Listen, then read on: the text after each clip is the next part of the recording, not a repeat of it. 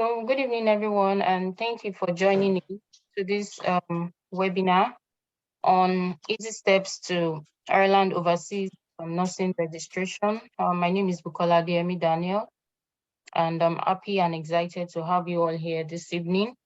This is going to be a kind of exclusive session. We'll kind of say more things than we have been saying before, so that we'll have more understanding of it. And then if you have friends that you feel might also need this, you can chat them up to join in. We're just starting. So this webinar is actually put by Aspire Nurses Network International. It's just a group for nurses who are focused on career growth. We're not doing anything than our career growth, our personal growth and networking, and for us to be able to grow, to become better nurses and to be able to impact on humanity, which is what nursing is all about.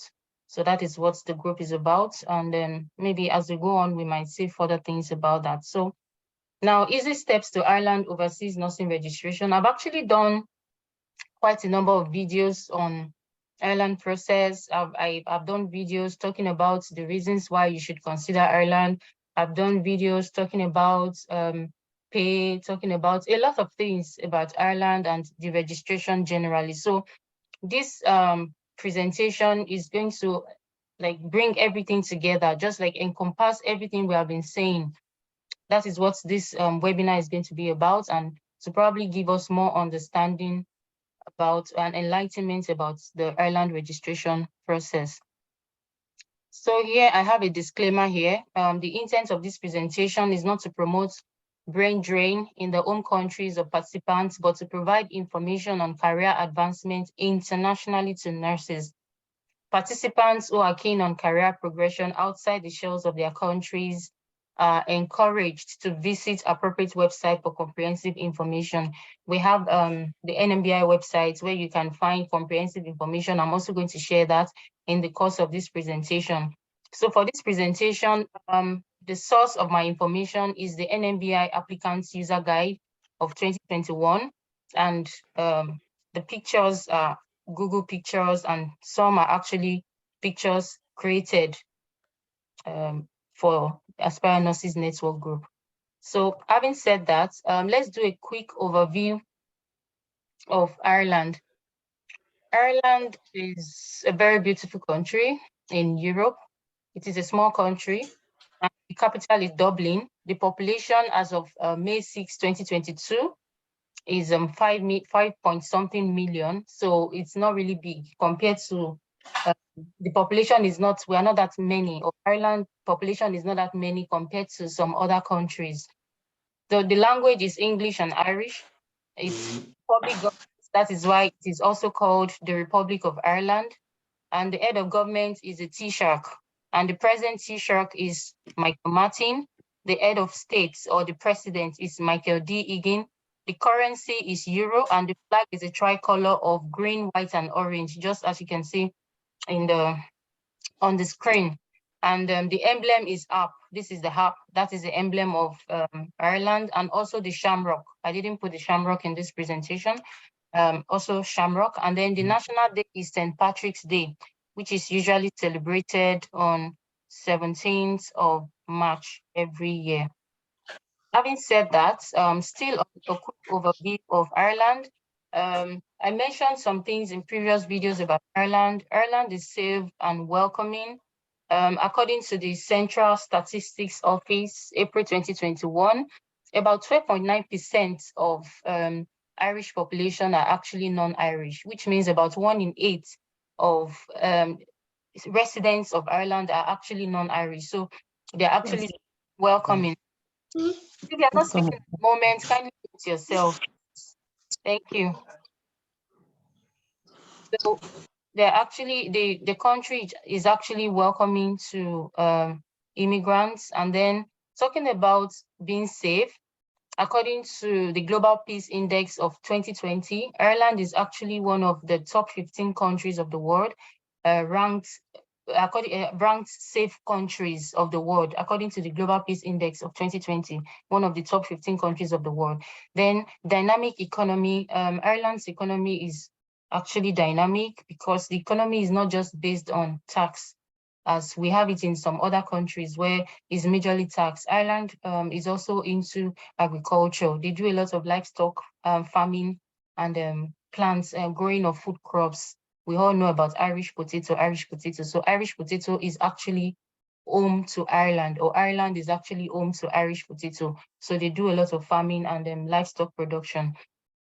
The weather is not different from the weather we have in the European countries of the world. They have the spring, autumn, summer, and winter, and we can actually have all in one day in Ireland. The tax system is at 20% and at 40%. A particular percentage of your income is usually taxed at 20%, while the rest is taxed at 40%. So when you come in and you are registered with the revenue will give you your tax credit certificate, and from there you'll be able to see the percentage of your tax that is 20% and the one that is 40%. So you have an idea of what your tax is all about.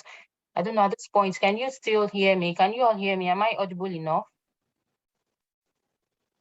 Am I audible enough? Please let me know. Yes, you are.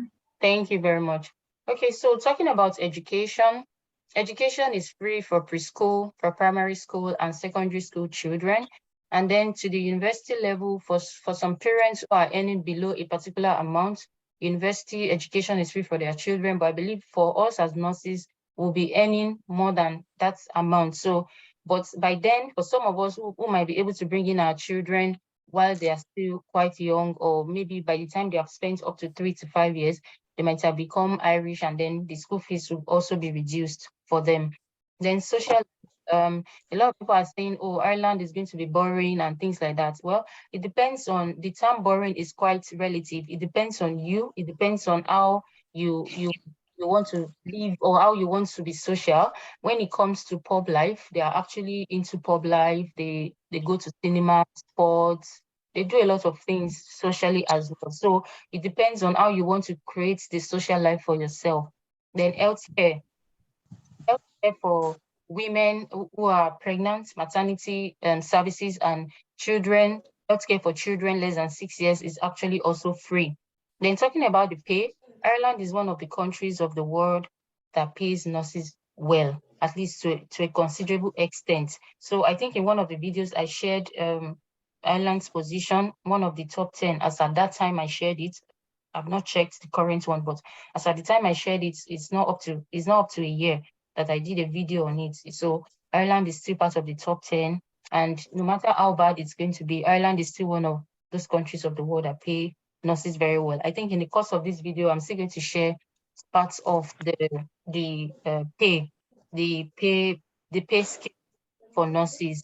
And then the Irish passport is one of the most powerful passports of the world. If you can stay in here um, in another 5 years, you should be eligible to apply for citizenship by naturalization, and then you can be an Irish. An Irish passport is currently number 6 based on the NLIM Passport Index, April 2021, number 6, and it's on the same level with France, with Portugal, with Sweden and Netherlands. So the passport is actually very powerful. With it, you can travel to over 180 countries with visa. So it's something worth it as well. So having talked about that, okay, yeah, this is the pay, because I know a lot of us are really, really interested in the pay. This is the current pay scale according to the Irish Nurses and Midwives Organization. By the way, the Irish Nurses and Midwives Organization is a union body for nurses and midwives in Ireland. So for those of us coming into Ireland, I encourage you to join the organization. There are so many advantages if you join the organization. So you just be paying a token every month, or you can decide to pay yearly to benefit from the organization. So this is the pay scale for nurses.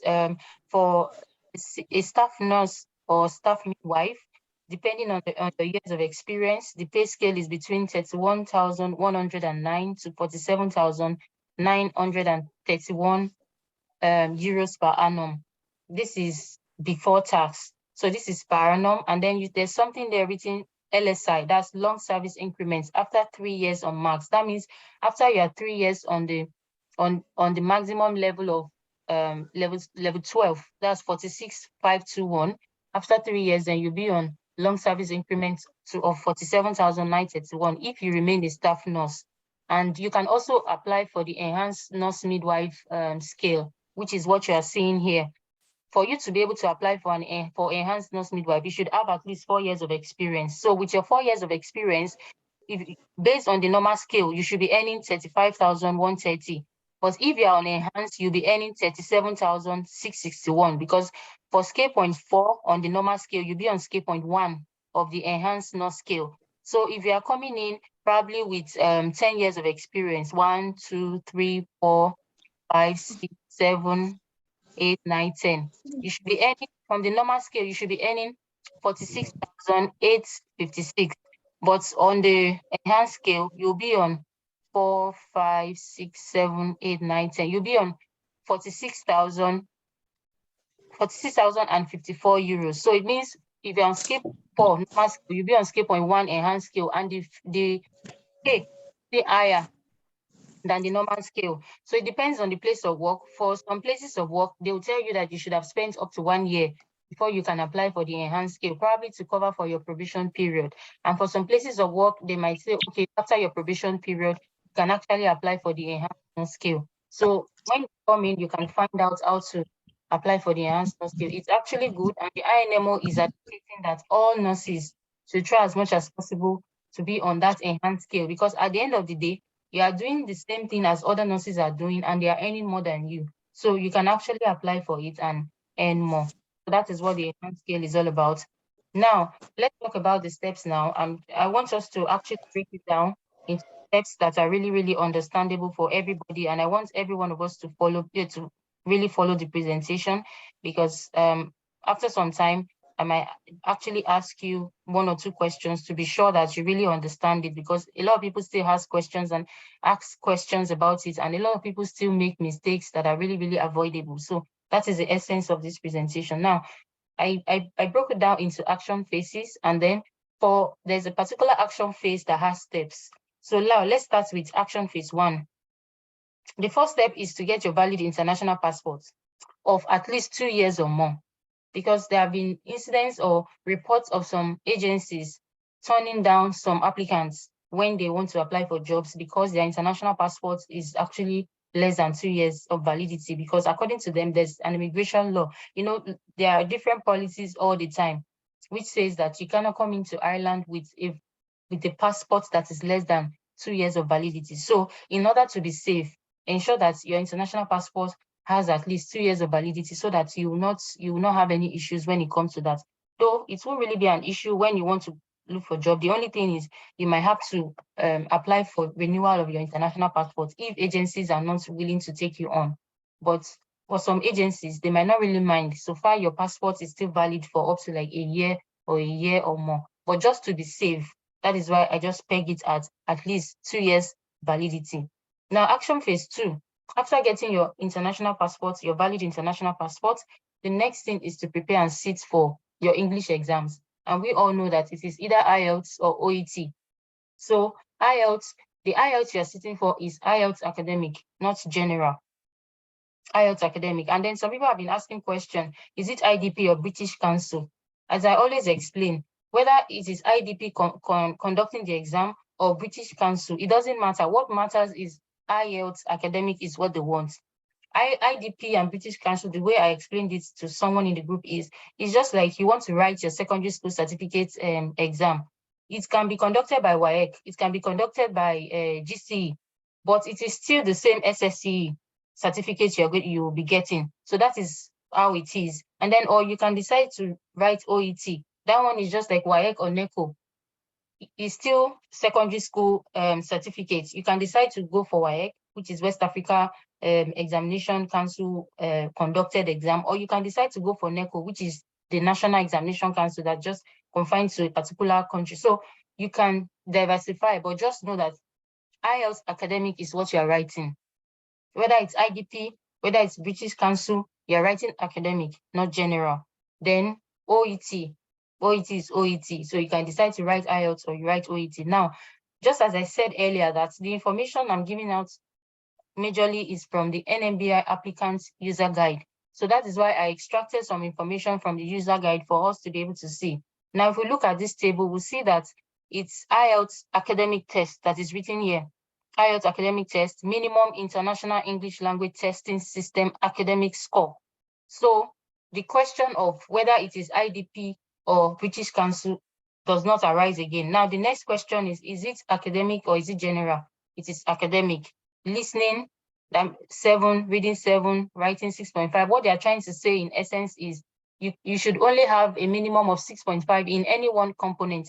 You can have 6.5 in listening, you can have it in reading, you can have it in writing or speaking, but it shouldn't exceed more than 6.5. It's only 6.5 they want, and then the rest should be 7 and above. And then if you are writing OET as well, you can have C+ in just one component, but the rest should be at least a B grade. So I think the question on whether it's IDP or British Council is already resolved now. So as I said earlier, IELTS academic is what they want. Now, there's another thing written there that says combined results is not acceptable. It is written in the NMBI applicant user guide. Ireland does not accept combining 2 IELTS results or 2 OET results. They want it in just one sitting.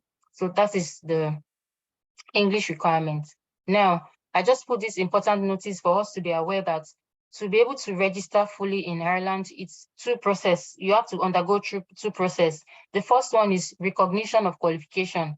And that one involves the comparison of your qualification in your country with the Irish education standard and the EU standard as well. And then the second one is the registration. The one you start from your home country is recognition of qualification. That is what they call overseas recognition. Now, after you have gotten your DL, and then you now come into Ireland to either write the exam or to go through the adaptation process. After you have successfully completed those, then you now do your registration. That is when you now pay another money, and then you get registered, and then they send you your certificate. That certificate they are sending you now is to say now that you're already registered and you have your PIN, and your PIN number is the number that you see reflecting on your certificate. Before, for those of us who did the paper-based, we usually have our number before we register fully. Like in our correspondence with them, they put in the number. For me, my RN number, my PIN with the NMBI is 173110. Right from when I was processing it from Nigeria, I already know the number. It's just that it is not yet a PIN because I wasn't registered. But after I passed the exam and I paid the fees, then that 173110 now became my PIN. So if you want to check me on the NMBI register, whether I'm registered truly as a nurse with the NMBI or in Ireland, you just need to go to the NMBI website under the register, just type 173110. It will bring out my name and bring out the number to show that, okay, yes, this person is registered in Ireland. So that is what the PIN is all about. Now, action step 3 now. We have said the first step, the action step 1 is for you to be able to have your valid international passport of at least 2 years validity to be saved. Then the second step is for you to be able to have your IELTS, your English requirements, either IELTS or OET, and we have talked about the requirements. Now, the next step now, after you have all that, is to create an account with the NMBI. You need to create an account with them. Now, how do you create an account? You log into my NMBI. When you log into my NMBI, just as I have it here, after this presentation, I did like a short video on it, though it's not really so clear, but at least you'll be able to visualize what I'm talking about. So now you just go, this is Google. I just typed in NMBI login and it brought out this. Now I clicked on this and then it brought out this page. So from here now, it's saying already have an account, received temporary login details, or create an account. Because you are logging in for the first time, what you are going to click on is create an account. And then when you click on create an account, it will take you to another page where you need to put in your details, your first name, your last name, your email address, then password, the password you want to be using, then repeat password. Then you click on submit. When you click on submit, you receive a mail in your own inbox, in your email inbox from them. So you just click on it to verify your account, and then you can come back to log in, already have an account with your username and password, and then you'll be able to log in into the page. So it's just as simple as that. It doesn't require so much stress or energy. Even as I'm talking like this, it's something that someone can do. Just type NMBI login. You see it will bring out something like this. Then on your browser, then you just click on create an account. It will bring you another page where you need to enter your first name, your last name, your password, the password you prefer, email address, and then you get an email in your inbox, and then you verify your account. You can then log in again with the username and password which you have created, and then you already have an account. So that is how that works. Then I was actually thinking I was going to play the video here, but I'll play the video at the end of the presentation. Now, the other phase now is action step 4, which is begin the overseas recognition process.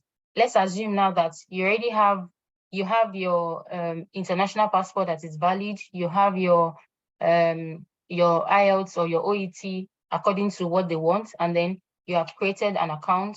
The next thing is to begin your overseas recognition process. And what does that entail? Now, because you already have a username and a password, once you log in, once you come back here to log in, already have an account, once you log in with your username and your password, what you find is this page. It will bring you to a page like this. So now to start, you can either click on overseas recognition directly from here, or you can click on registration services, and then it will bring you another drop-down menu. From the drop-down menu, you can still click on overseas recognition. Okay, yeah, I have it here. Now it's either once you have this page, it's either you click on overseas recognition from here, or you click on registration services. From this drop-down menu, you click on overseas recognition. It will still take you to the same place. And then once you click on that, it will bring you to a page like this. Now, this is where you now want to start your overseas recognition fully. Now, for that, there are 4 sub-steps. The first one is your personal details, where you put in your personal details. The next one is your qualification pathway. The third one is submission sets. And then the last one is payment summary. Submission set has to do with your required documents. That is what that one is all about. So for your personal details, we can see just like our normal personal details. But some people make mistakes here, because for forename, your forename is what? Is your first name, while your surname is your last name. For instance, probably somebody is bearing, let's say, James. That's the name of the person. And then the surname of the person is probably Sawyer.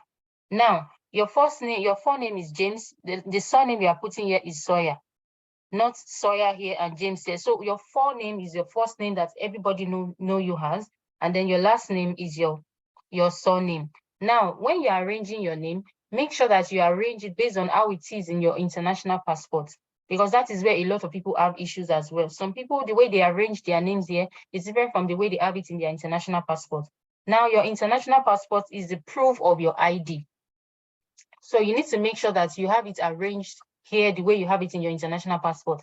And then if you are married and probably you have done change of name, you can put any other name known by. You can write it here because probably some of your documents are bearing your maiden name. You can put it here. And then if you are also married and you have not changed your name, but you intend to change your name later, you can also still put it here to the name you intend to change it to, because later on your documents will start bearing that name. So you can put it here. Now, if you know that everything you have written is how your names are arranged, you might not need to write anything here. Another thing you can actually put here again is if you have a middle name. For instance, you are bearing James, you have a middle name, maybe let's say Peter and then Sawyer. Now, you have already put James and Sawyer here, your forename and your surname. Okay, they even gave example here, Nurse Nightingale. Now, because you want the Paul, your middle name, to reflect, so that they will know that you are still the one bearing Paul, you can decide to put James Paul Sawyer here, so that they will it's just for them to have an idea that you are still the same person. The same James Sawyer is still the same James Paul Sawyer, something like that. So that is what this one is about, because a lot of people have been asking questions on that as well. And then your gender, your dates of birth, nationality, those ones are just simple. Now, I just put this here, change of name. Some people are having issues with name. A lot of people have issues with names. Now, some people are asking, how do I change my name? Like, if you have not paid, you just created your account, you have not paid, you still have the opportunity to change a lot of things. It will keep saving under draft in your NMBI account. It will keep saving under draft. But once you have paid, it's not going to be easy for you to go back and change your name, because that is the name NMBI is going with. So if you want to change your name, you can simply log into your account, go to my account, then you see personal details, click on personal details, then scroll down, you see something like this, request name change.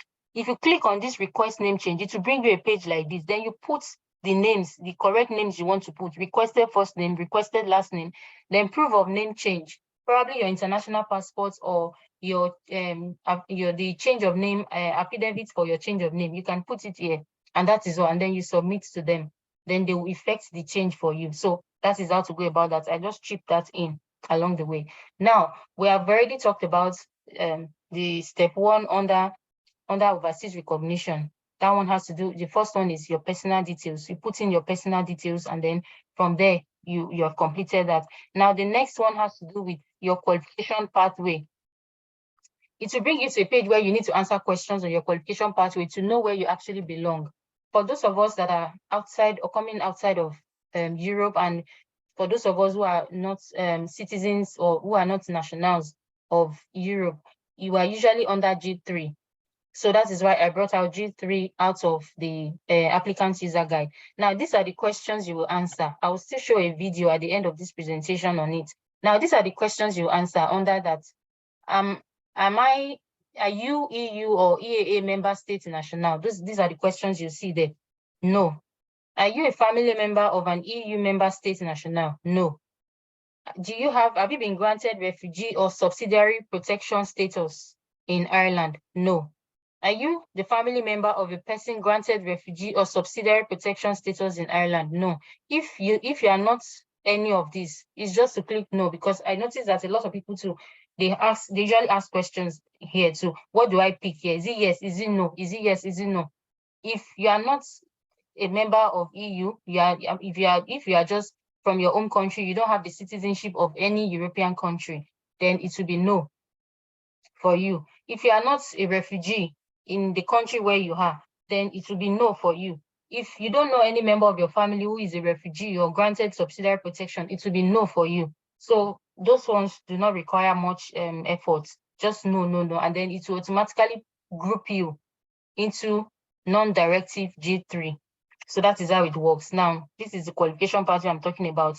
Now, after you have answered all those questions to put you in your class, the next step is now the required documents, where you have to submit your documents. Now, this is where the major work is for the Ireland process. Where the major work is your documents. And that is where a lot of people usually have one issue or the other. Pick it one after the other. This is my own way of like making it easy for people, that just take it one step at a time.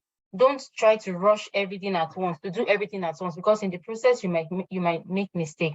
So start with your international passport. The first thing on that page is certified copy of valid passport, which is certified copy of your valid international passport.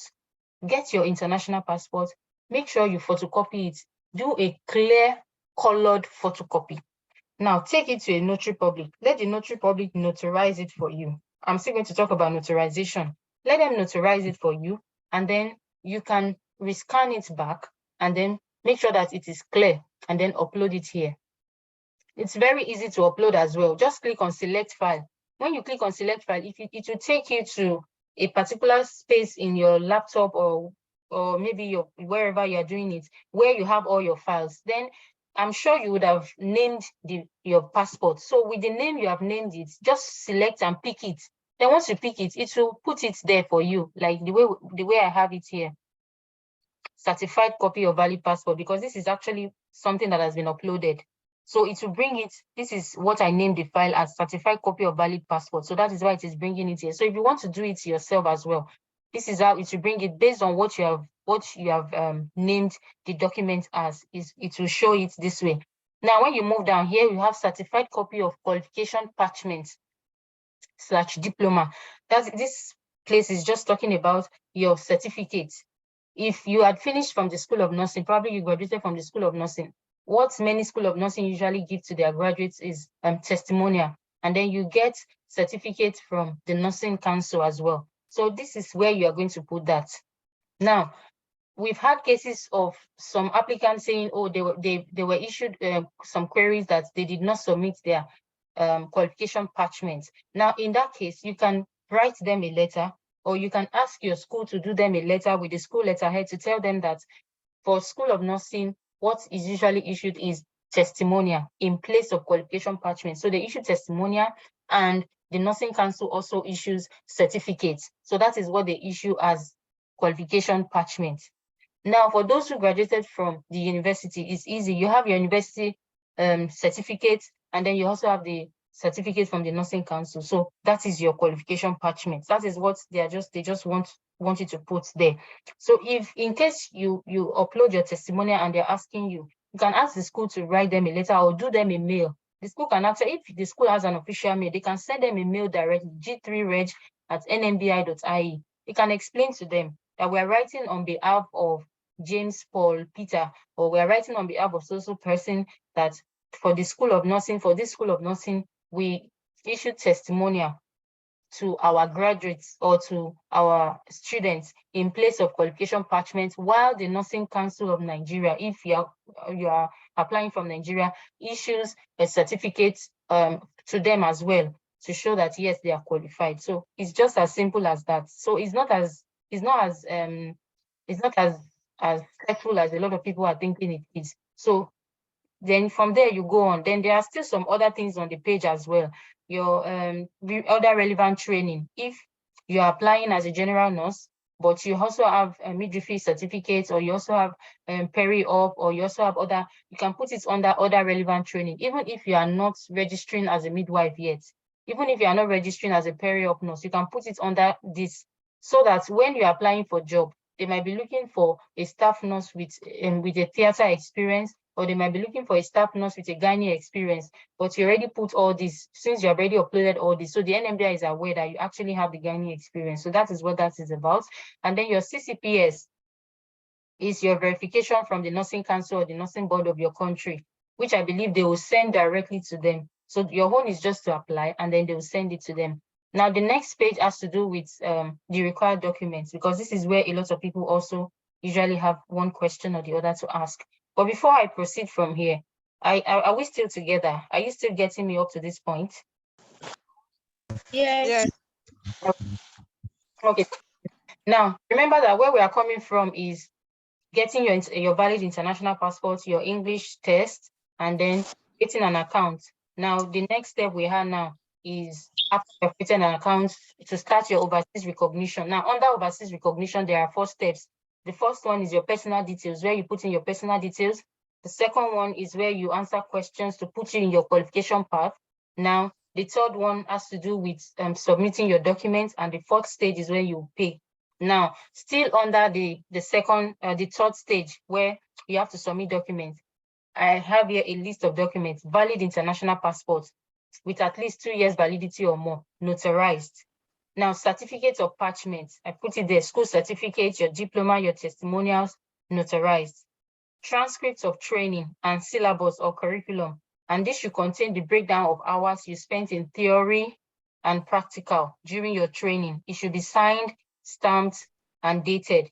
Then this also should be notarized if you are the one sending it to them. Sometimes the school might send it directly. If it is the school sending it directly to them, then the school might not need to notarize, because it is an original copy coming from the school directly to the NMBI. But if it is coming through you, then they need to be sure that you are sending the right thing, or you are sending the genuine thing. That is why it has to be notarized. Now, certificates of current professional status, CCPS, or verification and good standing. CCPS is also just verification and good standing, to be sent directly to the NMBI from the regulatory body for nursing in your country or the country where you practice. So this has to be sent directly. They won't accept it from you. It has to be sent directly from the regulatory body. Then if you have translation of documents, probably some of your documents are not in English and you have to translate them, then it has to be done by an official translator, and then it has to be notarized as well. Then qualification forms. Qualification forms are usually downloaded from my NMBI. So you need to download and send to your training institution. For instance, you finished from the School of Nursing and you also went to School of Midwifery or School of Peri-op or Orthopedic Nursing.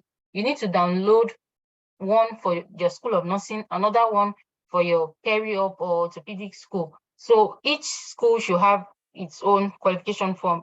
You graduated from the university, it's just one, because your university will fill everything for you.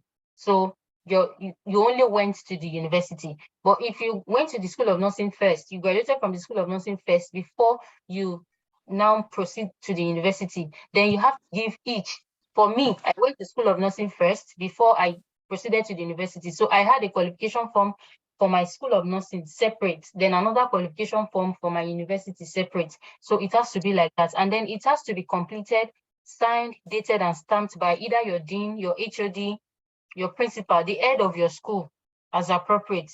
So it has to be signed by those people. Now, employment forms also downloaded from an NMBI and sent to your current and previous employers. That means probably you were working in one hospital before, you left the hospital and then moved to another place. You should give them the employment form separately to fill for you. So it has to be completed, signed, dated, and stamped by your director of nursing, head of nursing, or supervisor as applicable. So for this also, a lot of people have questions that, oh, my supervisor is not a nurse. What do I do? Now, if your supervisor is not a nurse, or the person in charge of you at that time, the person who is your superior is not a nurse, then you need to explain to them, you need to do them, probably do them a letter with the letterhead of your organization, explaining to them, let the person who is signing for you explain that in this organization at the moment, I'm the HR, and the HR is the one in charge of the employees. So I am the one who is in the position to sign for this person. So let them put it and let the person sign and say, I, so person, hereby state that for this organization, the HR is the one in charge of the employees, where nurse or where John James Peter is working at the moment. And so I am the one who can fill the form or sign the form for him or her. And then they can then sign it, stamp it, and then you can send it to them. You can send it by mail to them. They will acknowledge it. Like, yes, or the person can also forward it to them. G3reg@nmbi.ie, state your name. And if you have a previous reference number with them, you can state the reference number, and then that will be sorted. So that is how that is done. For me, the person who signed for me was my state nursing coordinator. And then they sent me a mail, that's a query, that the form was not filled by a matron or a nurse in charge or something like that. So it's just a matter of mail. I went back to my nursing coordinator, like, this is what I've done. She said, what do you want? I said, I just need you to explain to them. She said, okay, give me the explanation. And what was the explanation I gave? It's just a matter of nomenclature. In this organization, we don't use the nomenclature matron. What we use for the head of nursing is state nursing coordinator, and they accepted it. It was just a mail they sent. So it's just for you to be able to explain yourself out to them that this is actually how this one is. This is actually what that one is. You don't have to be rigid that, oh, it must be a matron. What if it's not a matron that is your superior? Doesn't mean that you cannot fill the form.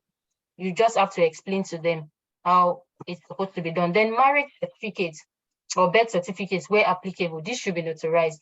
For the NMBI process, it's only probably if you are married and you have done change of name, you can upload marriage certificates or send it to them as an attached document to explain that, okay, I'm married and I've done change of name, and with your change of name. But aside that, birth certificates, there's nowhere to put birth certificates there, unless if they are doubting something and they're asking you to send, or you want to send to them that, oh, this is actually my correct date of birth. Probably you made a mistake in your date of birth, or your date of birth in one document is different from the date of birth in another document, and they're asking you, then you can forward your birth certificate to them to prove that this is my correct date of birth. Then proof of change of name or sworn affidavit. I've mentioned that for those who are married or for those who change their names for one reason or the other. Then work gap explanation or other explanations as appropriate. Some of us have explanations to make so that they won't misunderstand us. So if you need to send explanation to them, you can actually send it via mail, or you can do it in form of a letter and attach it to them to a mail and send it to them. You are entitled to explain things to them, because sometimes it's even good to explain ahead before they ask you. For instance, for me, I had some overlaps. I explained to them that you might notice that between so time and so time, this is what is happening. Then I explained. I told them what the overlap is about. I was working, I was schooling. That is an overlap. If you are doing two things at the same time, it is an overlap. Then if probably you were not doing anything at some point, it is a gap. You can explain it to them. You might have a gap of 1 year because you were pregnant and because you needed to take care of your family. You can explain to them that you might notice that between this period and this period, I wasn't doing anything. That is because I took time out to take care of my family. They won't say, why did you take time out? Why did you leave job to take care of your family? Nobody will ask you, why did you do that? You can explain to them. Or probably you were pregnant and you could not cope with the job and pregnancy. I took time out to during the period when I was pregnant, so that I will be able to take care of myself, or because the stress of pregnancy is impacting on my job performance. So you can actually explain to them. They are human beings too. We're not dealing with computer. We are dealing with human beings. So they actually understand when you explain things to them, that this is the reason why this is like this is like this is like that. And for gap explanations that I understand, any gap that is more than 6 months, you need to explain to them. For instance, I had a gap where I was looking for a job. I didn't get a job. I had to explain to them. You might notice that between this period and this period, I was not doing anything because I was job hunting. They won't say, why are you job hunting? You have to look for a job. So just explain to them that this is what is happening between this time. So when you are submitting your application and you envisage any place you might think they might want to ask you question, actually send it ahead. I don't know whether we're together. Are we together? Are we together, please? Yes, we are. Yes, yes, Yes, yes. we are. If you envisage any area you think after sending your application that they might ask you question, you can actually send it via mail and explain it to them ahead.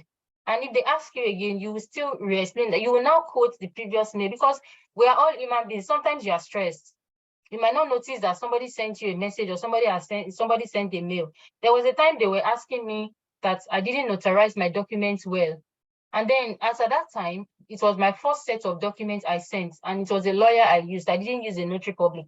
Then they asked me, then I quoted what they quoted in their mail, that according to your mail, a document can be notarized by a notary public, a lawyer, or solicitor. I quoted it, and then they accepted it because that is what they said, that you can either use a notary public, you can use a lawyer or a solicitor. So I used a lawyer. And that stamp is the NBA stamp, Nigerian Bar Association stamp of the lawyer. Then they accepted it. But after that, I started using the notary public because I don't want to be doing the back and forth explanation, because the documents are actually moving from one person to the other. It's not the same person that handles or assesses your document from the beginning to the end. So maybe the person I explained to at that point understood and there was no issue. Then if my documents move to another person, the person may still ask me the same thing. So to avoid that, I just decided to use a notary public. But I actually explained, and the explanation was accepted. So the process is not as hard or as rigid as people perceive it to be. They are human beings. You can explain things to them, and they can also be stressed. They can also be overworked. They asked me for public health. I didn't apply for public health. Then I explained to them that I did not apply to the public health division. Then they sent me back a mail to say, oh, they're sorry, that mail was not meant for me. So we're human beings, they can make mistakes. So don't think, oh, they are sending me another one now, oh, they're asking me for public health now, oh, what will I do? Just explain to them and then you move on. So I think we have been able to talk about the required documents. Now the next phase. Yeah. Okay, so I was actually planning to play a video here as well, but maybe at the end of the presentation. Now, let's talk about notarizing documents. A lot of people have been asking, this notarization of documents, what does it mean? This is, according to their explanation, NMBI requires applicants to provide certified copies of certain documents. A certified copy is a photocopy which has been certified by an appropriate authority as a true copy of the original. That is what they just want to do. Your documents, for instance, your international passport, take it to a notary public, a solicitor, or to anybody that they have listed. Now, the is to only certify. Some of them, they will write to you, okay, this is a true copy of the original. Then they'll put their stamp. That is just what they want. That is what they are looking for in notarization of documents. So now this is the list. They said certifying authorities. This is what I actually quoted for them. Solicitor or lawyer is even number one on the list. When they were asking me that it wasn't notarized by a notary public, then I quoted this mail that according to you, according to the document, certifying authorities include solicitor or lawyer. I used a lawyer, and the stamp is the stamp, or is the Nigerian Bar Association stamp of the lawyer. Then notary public, peace commissioner. Now all these peace commissioner, justice of the peace, it might not apply to us. For those of us applying from Africa, it might not apply to us, but they have all those things here. Post office is United Kingdom only. Because there was I don't know where I saw it, that somebody said you can use the post office. United Kingdom, only UK. Then Angada Shoshana, that's the police in Ireland. So their police here actually certifies documents, they notarize documents for people. Now, what does it mean to notarize? To notarize is to have a document or a signature verified as genuine. So what the NMBI is actually looking out for is, for instance, now you want to submit probably your transcript to the NMBI. This transcript is coming from your school. How will the NMBI be able to ascertain that you did not forge the document, that you did not produce that transcript in your room? So the only way they can ascertain is for you to take the original of that document and a photocopy to somebody who is a legal figure. And these are the authorized authorities, solicitor, notary public, and so on. Now they will see the original, and then they will now write on the photocopy that I have seen the original, I certify that this is a true copy of the original, and then they'll put their stamp. That means your notary public or your lawyer or your peace commissioner is now vouching for you that, yes, I can say it with all confidence that I have seen the original of this document, and what this person is presenting to the NMBI is the true copy of the original. It is not forged. So that is what notarization is all about. So, and now I put a document here. This is actually one of my documents that I notarized. This is how my notary public notarizes. The person put it here, I hereby certify that this is a true copy of the original document. Now, the stamp of the notary public, signature, date, and also the notary public official seal. And that is what notarization is all about. So when people are asking, what does it mean to notarize? It's very simple. Make a good copy. In my own time, I made black and white photocopies, but a lot of people now, maybe because of the way the copies are sent, probably they are not clear. So they are requesting for colored copies of original. Whichever one you want to do, just make sure that it is a clear copy of the original. They can see it very well that, yes, this is what this one is about. So, and then you send it to them. Look at what they said in their document here. A certified copy is a photocopy which has been certified by an appropriate authority as a true copy of the original. Now, to obtain this, you must bring your original document to one of the certifying authority. The certifying authority must confirm they have seen the original document. They must state the full name and profession, their full name and profession, stamp, sign, and date the document. You will then upload it. So here, it's not written here that it has to be colored or black and white, photocopy. But because a lot of people, probably because the photocopy, the black and white they are sending are not clear enough. So people have said, oh, it's better, let's do colored photocopy so that it will be clear. They'll be able to see it. So that is the reason. So it's not written anywhere the way a lot of people, because I've noticed that some people are actually stressed. Somebody sent me a message that I actually wanted to, I started the process, but when I look at it, it's long, it's stressful, it's not clear, is this, is that. I said, no. Ireland process is actually very easy. It's just for you to just take it one step at a time. And when you listen to so many people's experience, then because they said I should send a colored photocopy, doesn't mean that everybody has to send a colored photocopy. But because some people are sending black and white, it's not clear. They say, okay, send colored. So now it is now generalized. Send clear colored photocopy. So let's go with that. Send clear colored photocopy, so that you avoid back and forth. And then at the end of the day, they will not say, oh, they are not seeing it, send another one. So even if you are doing clear copy, make colored photocopy, make it clear. If your colored photocopy is not clear, they will still reject it and ask you to redo it again. So make sure that your photocopy is clear for them to be able to see it, so that they won't be asking you to redo it over and over again. And then to certify, make sure that your notary public does it well. That, okay, I certify that this is a true copy of the original, or let the person just state something to show that this is a certified true copy, and then their stamp, signature, dates, and the seal of the notary public. And then you are good to go with your notarization. Now, there are some things here that I said that important notice, because this is where people are also having, a lot of people are having issues. Ensure your names are arranged as you have them on your international passport.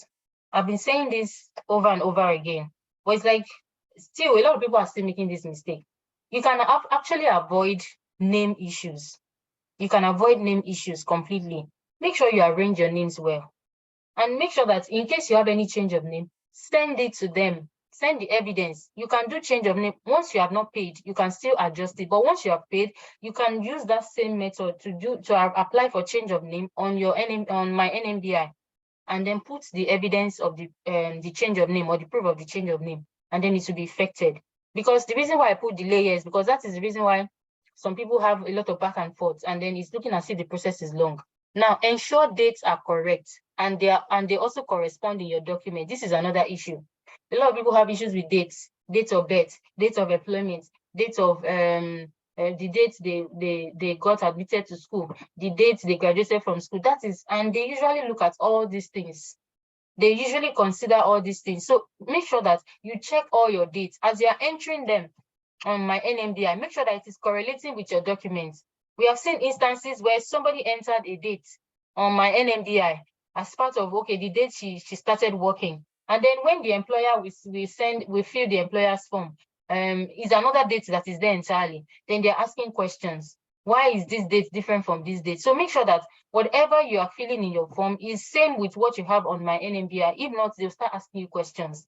We've seen instances where people make mistakes with even date of birth, or where there are different dates of birth in different documents. So it will really make the process kind of long and stressful for you. So to avoid all this, before you start, make sure that you dot your I's and cross your T's before you start the process. Because at the end of the day, when you start it and then you start having different back and forth, you might get frustrated.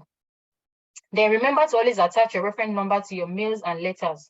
If they send you anything and you want to respond to them, there's a reference number they attach to their mails to you. You can use that same reference number to reply them so that they'll be able to trace it back easily to where the response, they can easily trace your response back to what they sent to you. It's just to make it very easy. Then clear colored copies are preferable for attestation or notarization. Clear, not just colored photocopy, clear. They are preferable because a lot of people have been having issues with, oh, it's not clear, it's not clear. So if you are doing colored photocopy, make sure that it is clear as well. So then the NMBI may require additional documents and information from you before arriving at a decision. Sometimes they might ask some documents from you or from the nursing board of your country or from your school before they arrive at a decision. It is allowed. They can ask, it is allowed. Then you have 6 months to respond to queries and other documents required in the process. Failure to comply will lead to closure of your application and the 350 euros paid will be forfeited. That means if they send you anything and they want you to respond, they usually give 6 months of grace for you to be able to respond or to be able to get what they're asking you to get. After 6 months, if you don't respond, then they will close the application and then you have to start all over again. So try as much as possible to always respond to whatever and be checking your mails from time to time, especially when you're in NMBI. You will always get mails from them. So make sure that you're always checking your mails from time to time in case they send you anything, and make sure that you probably have notification to tell you or to show to you that, oh, you have received a new mail, so that you can always respond on time. Then after you have sent all your documents, we started with your international passport, English, then English exam, creating an account, and then we moved to starting your overseas recognition. Then out of the overseas recognition, we said the first sub-step under that is to enter your personal details. The second one is to answer questions to put you in your qualification pathway. The third stage is documents, and we have mentioned all the documents required and what you should take notes of for each stage. Now, after you have completed all these, you have sent your verification has been sent, and then you have uploaded all the documents. Now, let me also tell you that while you are putting your documents online, you can also be tracking whether they are uploading it or they are seeing it under my documents. You can still check it under my accounts. When you open your accounts, you see some menu, my accounts, my registration details, and all those things. Just click on my account. Under that my account, you see my documents, my personal details, and under my document, be checking whether they have For instance, you uploaded your international passport, you uploaded your qualification form, you uploaded some documents. Check under my documents. Once you find them under my document, that means the NMBI has received them. That is how to show that they have received them. And if you want to show, you want to know whether your verification has been sent by the nursing council, be checking under my documents as well. Once you check under my documents, you know what and what has been sent, what and what has been received, and what has not been received. That is how you can track it. Now, after you have uploaded everything, your verification has been sent, all your documents has been sent, the next thing is now for you to pay the 350 euros, which is the recognition fee. The recognition fee is 350 euros. Pay the 350 euros, your recognition fee. Now, once you pay that, your assessment will now start. All those ones you're doing, sending documents, uploading documents, is like you are just preparing the ground, just like you are laying the foundation for the process. Now, once you pay, then they will now start assessing you. Now, once you have paid and the assessment starts, you cannot edit anything that you have written before in your page, or be on your page rather. You have to send them a mail if there's anything you want them to change for you. You have to, okay,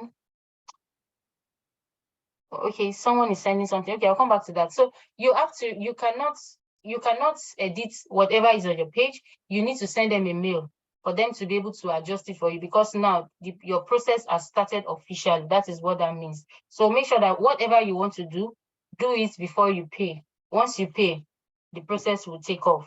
And then before you pay, you can still edit a lot of things. You can, in fact, when you start the process, you start entering your details, everything will be saved under draft for you. And then you can still go back and edit and do a lot of things. But once you pay, that is the end. And then if you want to add another division, you can still add another division within 7 days after your payment. But after that, if you want to add another division, you have to pay. So those are the things you need to take note of. Now, going forward, after the payments, what happens? Yeah. Now, action phase 5. After your payments, let's assume you're paid and then everything has been done. The NMBI will now review your document. That is what we call the assessment. Now, assessment is in 2 phases. We have administrative assessment and we have qualification assessment. Administrative assessment is just to check that all your documents are in order, to ensure that all documentation is in order rather. You'll be advised by email if any additional documentation is required. The first thing they do is to check that all your documentations are in order. To ensure that all your documentations are in order, you have sent everything that you need to send. Then after then, when you now get to education assessment, that is when they have started your qualification assessment to now compare. That is the stage where they compare the content of your qualification with the EU and NMBI requirements.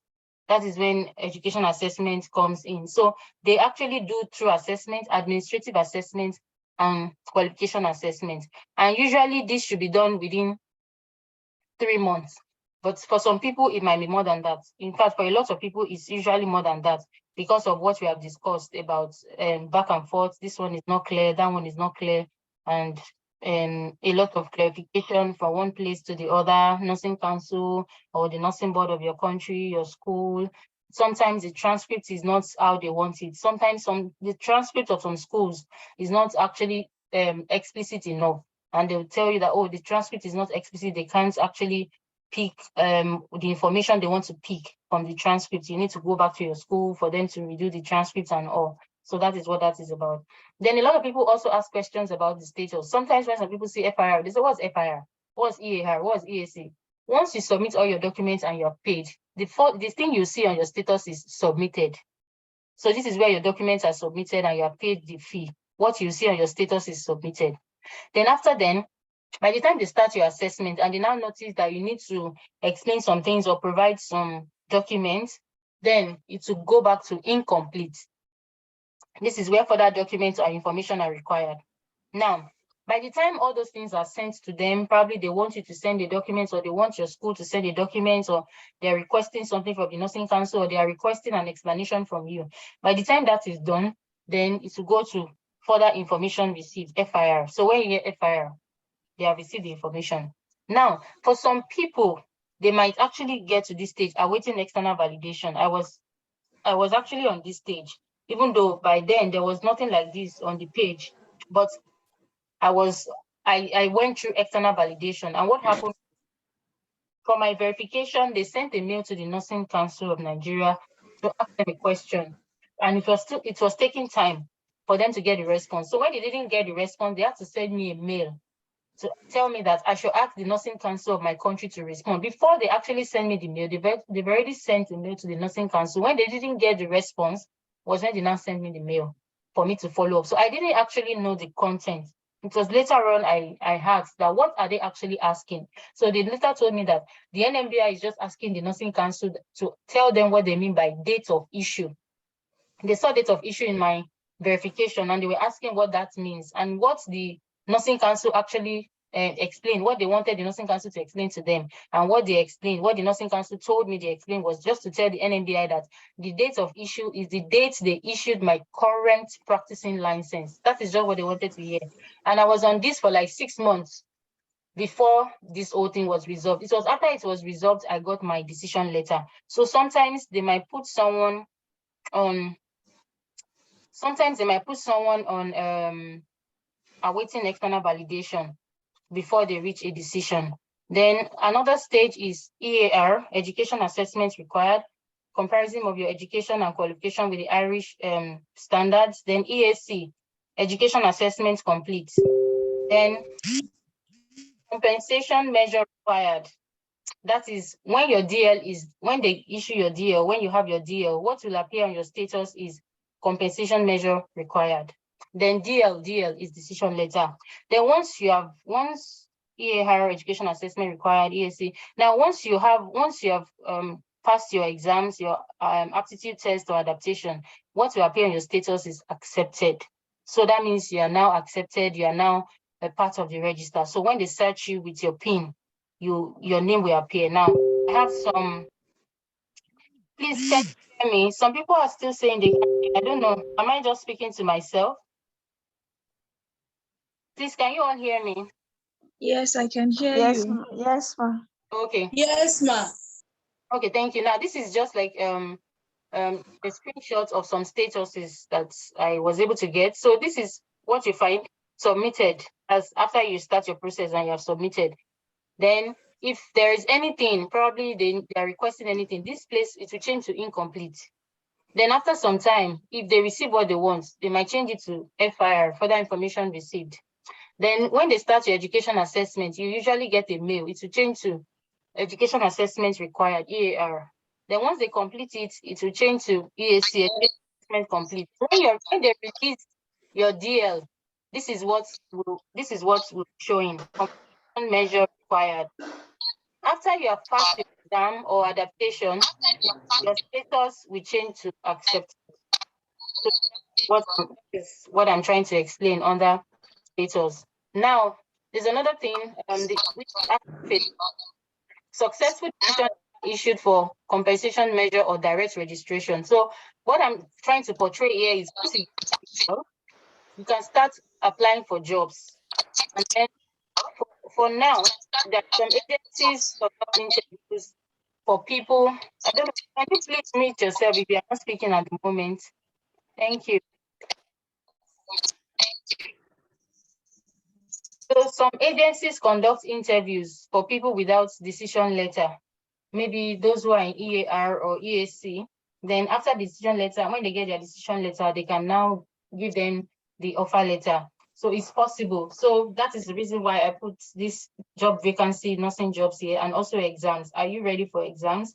While you're in the process, you need to prepare yourself for the you need to start preparing yourself for the exams. And even if you are going through adaptation, the exam can still help you as well, because with the exams preparation, you will know what iNews is about, you know how to manage sepsis and everything. But by the time you start your adaptation and you're asking your preceptor what iNews is about, then that might be a kind of problem for the person, because they'll be wondering, so what do you know?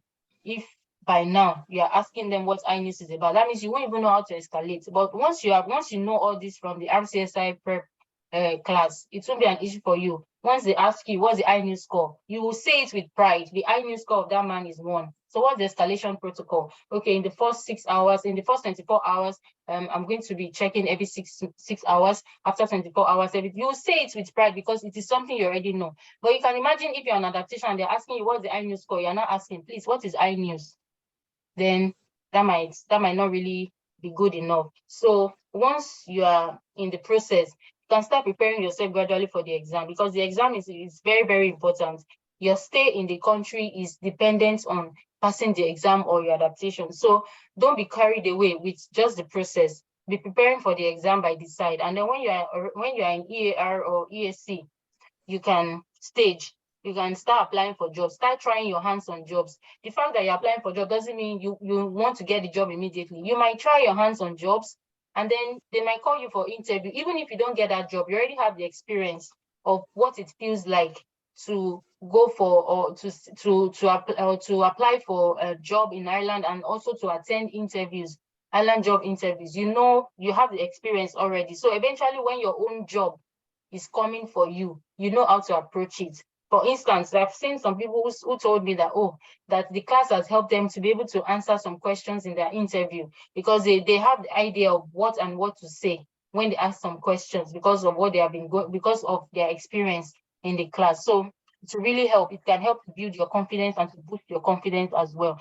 And then when you present in the class too, it's a way of boosting your confidence. When you go in for any interview, you'll be able to, speak to people and relate with confidence. Now, talking about jobs, a lot of people have been asking, okay, where can we work? You can work with the HSC. HSC has both private hospitals and has both hospitals and nursing home, rather. HSC has hospitals, there are HSC hospitals and HSC nursing homes. And we have nursing homes, private nursing homes and HSC nursing homes. We have hospitals. You can work in the community as well. You can work in the community as a community nurse, as a public health nurse, there are different opportunities available for you. So you can actually freestyle. So when you're applying for a job, if you are open to different areas, you can apply. But if you know that you want a particular area, you can look for jobs in that particular area. For instance, if you know that you are open to work anywhere, you can work anywhere. You are very versatile. You can work anywhere. You can apply to different places, hospitals, nursing home, if you have the experience. But if you know that, that it is a particular area you can really function well, probably you know that you can only do well in the theater, then look for theater jobs. If you know you can only do well in the community, look for community jobs. And if you know that your health can only carry jobs in a particular area, look for jobs in those areas. So that at the end of the day, you will not look for a job that after coming in, you now start struggling, or you find it difficult to be able to cope with the job. Then I mentioned compensation measure here. What are the types of compensation measure we have? We have aptitude test, which is the exam where you write the MCQ on the first day, then the practical or the OSCE on the second day, and you get your results. Then adaptation, that one is 6 weeks, 6 to 12 weeks. They can extend it depending on what their assessment about you is, but it's usually 6 to 12 weeks. That is what adaptation is about. You be in a hospital under a preceptor, and then you continue. And then after this, the action phase 7, complete registration. After you have passed your RCSI exams, and then you have completed your adaptation, then you complete your registration. The NMBI sends you a mail, complete your registration, then you pay 145 euros, and then they'll send you your certificate, and that means you already have your PIN. So that is what the whole process is about. This is just like a summary of everything we have been talking about, just like a summary. And as I said earlier, the source of my information is NMBI Applicant User Guide, and then the pictures are from Google. Now let's consider the other side before we take some questions and probably watch the video if we still have the time. Like I just said, okay, let's consider the flip side, so that it won't look as if, oh, you are telling us the pay, you are telling us the opportunities and everything. What about the other side of it? Yes, there's no perfect system anywhere. You can't find a perfect system anywhere. So there's a flip side. The first flip side is the family reunification visa. But now we're working on it. It's actually something that it has been happening for a lot of time, for a long time, and it's limited to Nigeria and Ghana. So at the moment we are working on it and we are getting positive responses. So hopefully very soon the issue of family reunification visa delay will be a thing of the past, but that is the reality. So if you want to read more about family visa, there's a policy document on EAA, non-EAA family reunification visa. You can check it online or on Irish immigration website. You find it there, you can read it. And then accommodation. Accommodation is also another issue. But now there's a kind of housing crisis. So especially if you are coming into Dublin, for those in other counties, maybe it might be a little bit mild, but for Dublin, it's actually very serious. The fact is, the houses are expensive, and then to even get it is also another issue. You can imagine if you're in Dublin, for people in another county, I know somebody in another county that is paying 800 euros for 2 bedroom, that is very big. But in Dublin, before you can get a 2 bedroom, you can't even get any 2 bedroom. You can't even get 1 bedroom of 800, not to talk of two. So in Dublin, you'll be looking at maybe 1,718 or even 2,000 to get a 2 bedroom, which might not even be as big as the one I saw in another county. So that is just the thing about. So, and I believe it's not just peculiar to Ireland, it's peculiar to all big countries, even if you go to another country, UK and US, housing, everybody is talking about it. And then you need money to be able to get to be able to get a good house for yourself. So that's about it. So those are just the two areas I feel okay. Let me just mention before I end the presentation. So thank you very much for listening. Thank you for your time. Now, I don't know if we can take the videos, but I want to check the chat box to see whether, because I'm saying some things there. Okay, yeah. Somebody said, I watched one of your videos where you said your first notarization was not by a lawyer, but was paid, but you did another for final notarization by who, please? She mentioned it, that she mentioned that she quoted them using what's on their website, which state that the people who can notarize include a lawyer, and they agreed to it, but she didn't want any more queries. So yeah, so that's the answer. The first time they queried me about notarization by a lawyer, I quoted them and they agreed. But for my further notarizations, because I didn't want any back and forth, I used the notary public because it's not the same person that assessed me all through. That I can remember, I think I have up to 3 to 4 people who assessed me in the process. I started with one person, then to another person, to another person. So it's not the same person I explained to that sent me another thing that I needed to notarize. So to avoid the back and forth, I just went for a notary public. So to avoid back and forth, probably I will advise that you can just go for a notary public so that you won't. Yeah, somebody is saying, please, can a nurse with 1 year experience get a job in a hospital? Depends on what job requirement is about. Some hospitals might advertise 1 year, some might advertise 2 years. So it depends on the requirement. So if you have 1 year of experience, look out for the job requirements. If what they are saying is 2 years, I would not even say don't apply. You can still apply. Sometimes they might look at the stuff you have in your CV that, oh, though this person has 1 year, but this person actually has the kind of experience we want. They might call you for interview. Then with the interview, you can supplement, you can now prove to them that though you have 1 year, but you have what they are actually looking for. So that is what it is about. Somebody saying the video of the pay scale is not clear. How do we get a good picture? Well, the pay scale, I just screen munched that. The full pay scale is actually on the group chat, is on the Telegram group, is on Aspiranosis Telegram group. So I have it now. I can put it here now. I would have put it here for everyone to see, but that is just the area I could screen munch for us to see. Then somebody is saying, secondly, which work will allow you do a degree top-up? There's no work that will not allow you to do a degree top-up, hospital or care home. There's no job that will not allow you to do your degree top-up. It depends on the policy of the hospital or the nursing home you are going to. Like I said earlier in one of my videos, when you are attending interview, when they ask you that, do you have any question, ask them that, is this place of work supporting career progression? They will tell you what they do. Now, for some places of work, once you are in, you can apply to go for your degree program. They can sponsor you. While for some places of work, they'll ask you to stay for a particular period of time. Most likely for the period of your probation. they can ask you to complete your probation first before you can proceed to go to school. But I don't think there's any employer that will stop you from going to school. And that is the reason why you need to ask them during interview and also read the offer very well. Now, there's actually a meeting coming up on nursing home. Let me share that. There's a meeting coming up on nursing home. I don't know if you can see the screen. There's a meeting coming up on hospital versus nursing home. And then Noshina will be coming to speak to us. If you're available, you can join 7th of August. This meeting is actually is the meeting, the vision or the reason for the meeting is because of questions. A lot of people have been asking questions about hospital and nursing home. So I'll be coming to speak to us. Noshina is actually an Irish Filipino nurse, and she spent 6 years in nursing home before she actually went to the hospital. So she has the experience. She has everything you want to know about nursing home, about hospital. So that is the reason why she'll be coming to speak to us, and she's really happy and excited about it. So if you are available, you can join the meeting and ask any question you want to ask about nursing home and about hospital, because she has the experience. I was surprised when she said she spent 6 years in nursing home. I was like, oh wow, 6 years in a nursing home before moving to a hospital.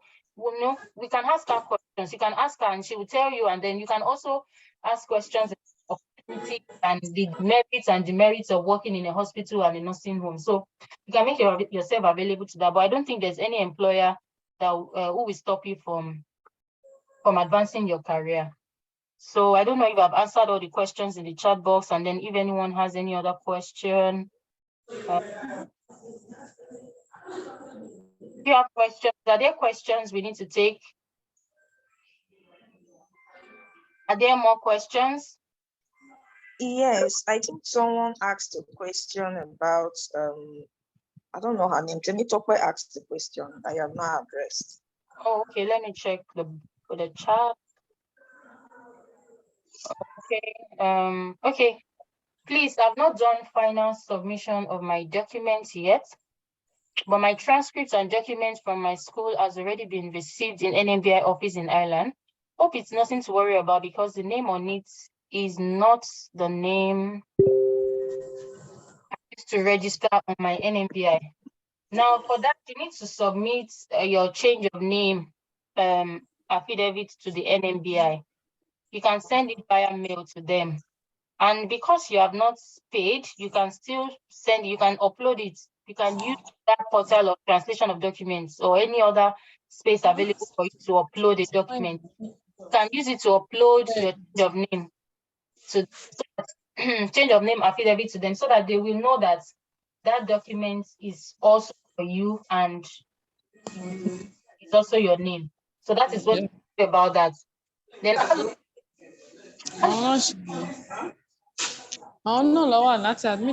hey, please mute yourself. You're not speaking at the moment, please. So someone is asking, how long does top-up take? Top-up for any country, I don't think it's more than 1 year. If you are already a nurse, top-up is 1 year. I have a colleague that is going in for top-up this year. She told me it's 1 year. For the school she applied for in Ireland, I don't know if it's general for everybody, but for the school she applied for in Ireland, she's going for top-up this September. It's just 1 year, according to her. So I think I've addressed all questions. I think I have a question. Okay, yeah. Please go ahead. Okay, thank you so much. Yeah. My question is, there's one advert I saw, and they were talking about adaptation, different specialties. And for instance, if you want to apply for the position of the theater nurse, doesn't mean you will still do adaptation, and is it solely in the theater, or you write around the if you're applying for the position of want to work as a theater nurse. Okay. Doesn't mean you would, and they attack the job adaptation only, something like that. If you want to do this adaptation now, is it in the theater you are doing it, or both theater and open world? So if you are doing adaptation as a general nurse, you are doing adaptation generally, like as a general nurse. If the hospital has a theater, they might just post you there as part of your adaptation posting, because they have a theater and probably you might be there. But adaptation generally, as a general nurse, not as a theater nurse now, as a general nurse, is general adaptation to an open world and everywhere. And I think I listened to a chat yesterday, a peri-op nurse who did adaptation in Ireland. I had her discuss with another nurse. I was in the meeting. From what she said, she's a peri-op nurse and she came in, she's an Indian nurse. They did adaptation in open world. They did adaptation in the open world, and then after the adaptation, they now posted her to a recovery. That's post what now? After recovery. Yeah. So they did their adaptation in an open world according to her. So that's what she said. So maybe it depends on hospitals, but for the hospital that she did, she said they did it in open world. Then they were posting them. So what I saw, that's one of the HSC jobs. Someone posted it in a group, and when I went through it, they were saying, I think adaptation specifically. So I was a bit worried. So that's how I'm asking to know. You are worried about adaptation, or are you worried about adaptation? I actually wanted to do exam, but I'm a theater nurse and I love to work. You just said not quite long that if you are in this specialty and you want to be there, just apply for it. I have always clamored to work, passionate to work in the theater, because I've been working over 14 years in the theater. Yeah. So I don't, and I won't mind if I have a theater job and still remain in my theater environment. So that's why I'm always asking this time. I see some of their adverts, and the one that carry theater position, I always want to support. Okay, the thing is, if you do your adaptation, like in a general word, it doesn't mean that they can't still post you to the theater. But the only thing is, from what that nurse said yesterday, it's very hard for you to finish adaptation and they will post it to the theater here, because the way they do their things is very, very different from how we do it in Nigeria. But they can put you in the recovery room. But it's very, according to what she said, that it's very, very hard for you to finish adaptation and post it to the theater, because they still believe that how they do their here in the theater. You understand what I'm saying? So they will post you to probably a place that they know that, okay, anybody can function there. They can post you to the recovery room or somewhere, but not to the theater immediately. You still need some time and experience before they can post you to the theater. So that's what she mentioned in the meeting. So I don't know if I answered the question. Okay, I have a question, please. Yeah. For the RSCI exam. For the RSC exam that you talked about.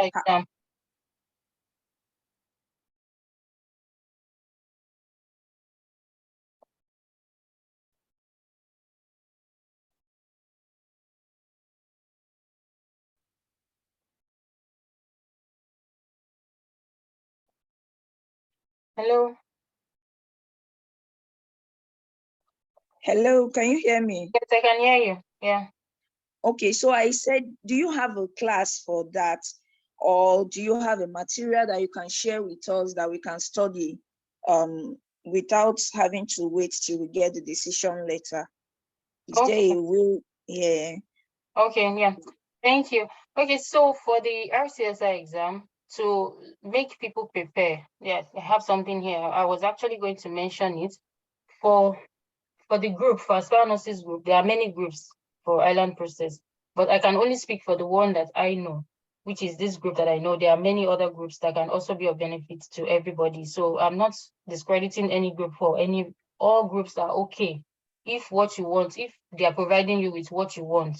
So, but for this group, we're actually doing some prep classes as well. And what we do is to invite nurses that are already registered to take the class for a while. But according to what I have here, 26th of July, which is on Tuesday, we're having a class on GCS, and we're going to be doing strategic plans for exam prep. Because personally, I've observed that we are not all same. Some people are very fast, some are average, some are slow with learning, so that everybody can be included in the process. So that is the reason why we're planning strategically. And then the traditional method of let's log into class, let everybody be in the class might not work for everybody. So we want to bring in some new structures that will help people to be able to ace the exams as well, even despite their tight schedule. A lot of us are working, and our work is not giving us the opportunity to really sit down to prepare. Don't be surprised that some people, even when they get their DL and then even when they get their visa, they still have to be working. For somebody like me, I was working till I got my visa. So there was really no time for me to really prepare for the exam. But thank God I was able to still put myself together. I was in Ireland, I was still reading. But it's not everybody that can go through that stress and still be able to pass the exam. So that is why we're putting this together, just to help everybody, so that even if you don't have time to really sit down to study, at least once a week, you should have opportunity to go through what the RCSI exam is about, and then that will stick to your head. So we're actually putting structures in place. I don't want to spill the beans here, but maybe in the class, we're going to talk about it. So that is what we are putting together. But at the same time, if you're not interested in joining any group, you can actually go to the RCSI website. It's very easy. Just type RCSI aptitude test. You see the materials, the information, the website. You can read it, but it's just that you might not be able to appropriate the information. That is the only thing. If you're just going to read, you might not really be able to appropriate it. But when you belong to a group or you know people who are preparing for it, then you might be able to know, okay, this is what is expected of me here. This is what is expected of me. So that is just how the exam is about. I don't know if I answered your question. Yes, you have. Another thing, sorry, a quick one. Is Ireland favorable for singles? Because I noticed that a lot of people that are going to Ireland are married. So, like, I don't know. Ireland is actually favorable for singles. In fact, there are so many single ladies and single guys. I was discussing with one of my very beautiful colleagues some days ago, and she was like, "Oh, Nurse Bukola, the class is just old women." You see that? I said, "No, we have young people in the class. If you don't interact," she was like, she doesn't know how she's going to relate with somebody who is older than her in the class. So that I told her, sometimes you want to be careful so that it don't look as if you are rude or something. Then I told her, no, there are young people in the class, and some people you might see them like maybe on the video because they are not really prepared, they are not dressed, they are looking old, but they are not actually old. We have young nurses, we have people that are really young also in the process. So it's favorable for singles. It's just that when it comes to hooking up and all those things, maybe there's another class for that where we can discuss about love life and all those. So we can actually mingle. We can actually mingle. Yes, really. I'm actually planning something like that. Maybe I should bring up this for the BNS class, Beyond Nursing School. But we're actually going to discuss love life, nursing and love life. We're going to bring two nurses that are married. How does it feel when you're in nursing school? Did you fall in love? Did you, all those kind of things? We really need to discuss it as well so that we'll be able to unwind, so that it's not just be as if we are just reading book all the time. So it's actually preferable for singles. So if you want to come in as a single, you're welcome. It's actually a good environment also, and you'll be able to meet with a lot of people, and then we can discuss about love, relationship in another class. Let me look for your name so that we can discuss. What's your name? Stella. Oh, Stella. Okay, Stella. Yeah. Yeah. I don't know whether you're in the group. We'll look for time to discuss relationships and the rest. We need to discuss those things as well, so that it's not just RCSI about the notarization. I beg, we are human beings. We also have feelings. Let's discuss relationship and then people that are wonderful. They can also share experience to tell us that as a nurse, you need to be romantic and also educated. It's important. So I had to ask, but I'm not in the group. Actually, I joined this meeting because someone in Ireland, the nurse, sent me the screenshot of your Zoom meeting. So I decided to join. I don't know your group. I don't know if I am in the group of. Okay, the thing is, you can actually send me a DM. You can check me out. I'm on social media. I believe you're on social media as well as a single lady. You're on social media. I'm on LinkedIn. You can check me out at Bukola Adeyemi-Daniel on Twitter, at Bukola Adeyemi-Daniel on Instagram, at Bukola. Usually, and you can send me email as well. All right. This at outlook.com. So any of these, you can send me a message on LinkedIn, on Twitter, on Instagram.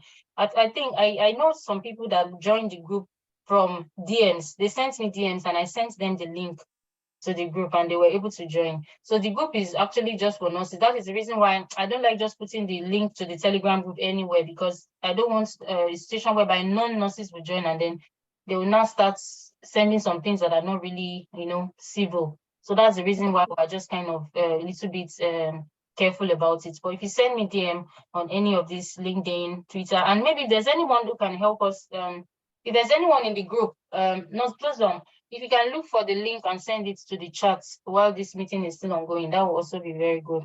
So you can check me out on any of this: LinkedIn, Twitter, Instagram. Okay, ma. Yeah. So I think from there we can pick it up from there. All right. Yeah. Thank you. Yeah. Any other question?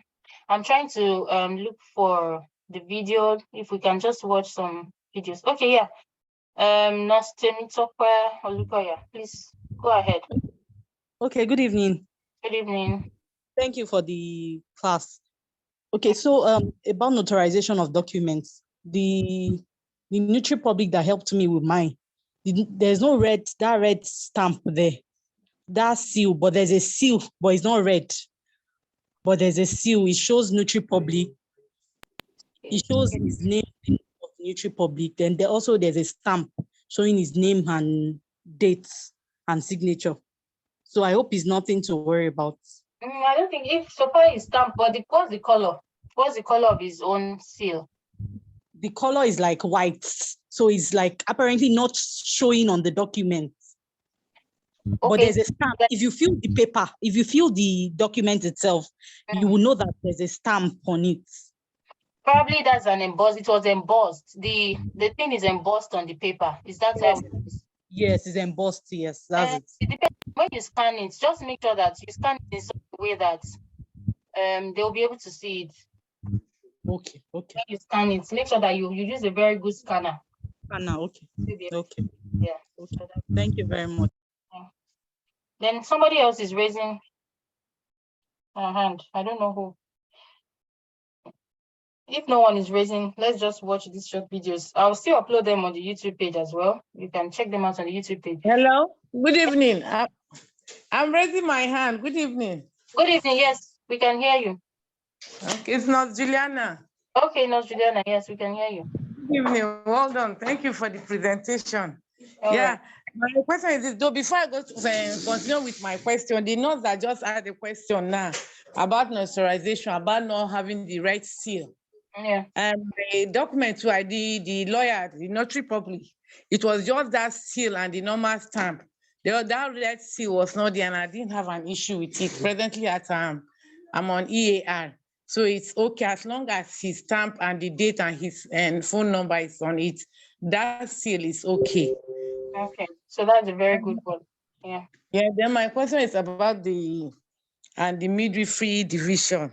Yeah. That I've always been asking, because most of the job adverts I've been seeing, I've only seen like I think one or twice for midwifery. So I'm bothered. Are there more opportunities when one gets EL or so? There are actually opportunities for midwives. At least I still spoke to a midwife some days back. Yeah, it's not up to 2 weeks now. She has a DL and she already got a job. But I want to ask, is your DL, your midwifery DL, is it your basic midwifery or is post basic midwifery? Yeah, I've not gotten a DL. I'm on EAR, but it's basic midwifery I did. Okay. If you my second division is nursing, which is the one I choose as the second division. And the first division is midwifery, since I did basic midwifery. So if basic midwifery, definitely you are getting DL for midwifery first. You check out KCR has midwifery jobs at the moment, and I think CPL also has some midwifery jobs. So you can check out KCR for midwifery. I still receive midwifery job alerts from them, so you can check them out for midwifery jobs. Okay, but I'm just on EAR anyway. Yeah. Yes, yeah. So I think the link to the Telegram group is shared already. I don't know if you can see the screen, like something like a video popping up. Can you all see it? Yes. Okay, so let me just play it. Though it's not really clear, but at least it will give the understanding to people who have not really navigated an NMBI account as a first-time user. simply log on to my NMBI.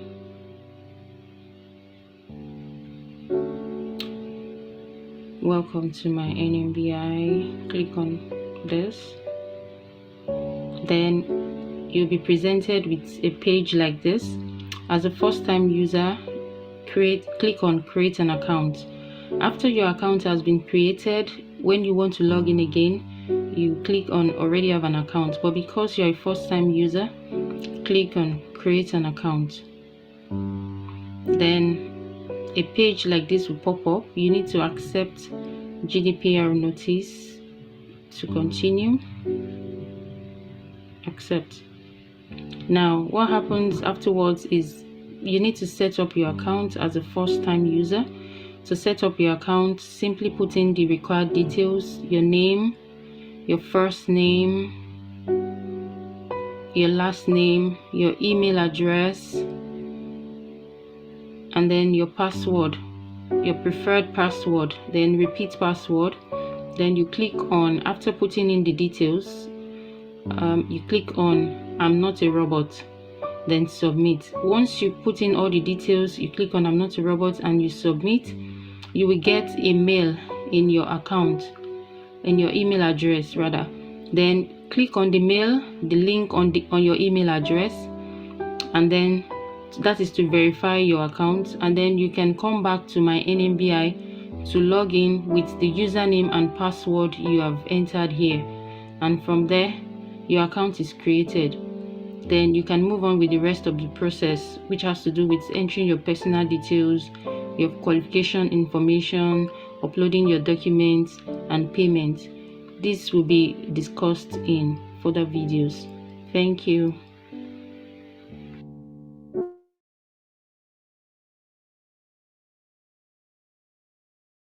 Okay, so let me look for the second one.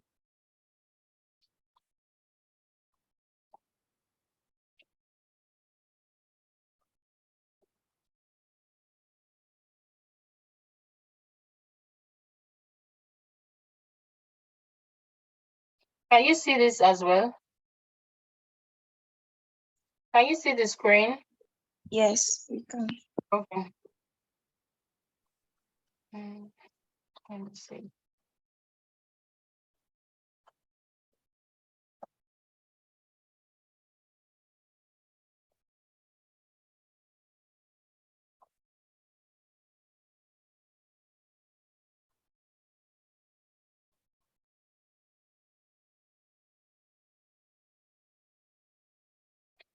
Okay, let me go back. I think stop share.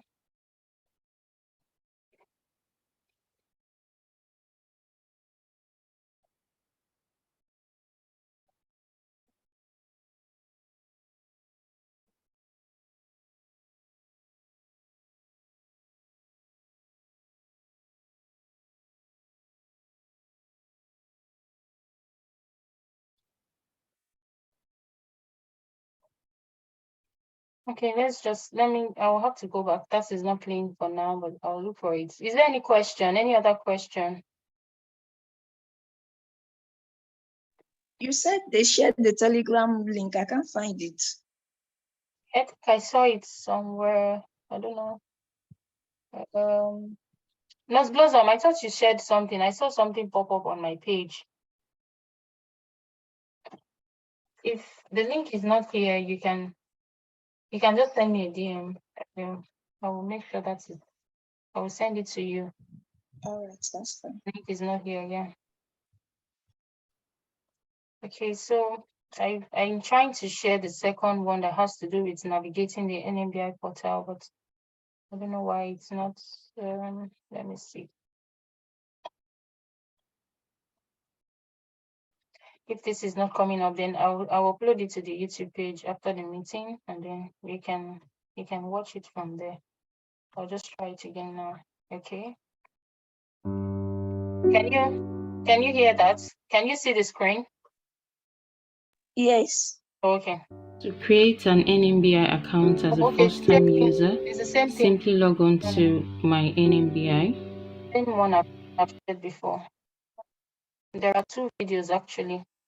I'm trying to look for the second one.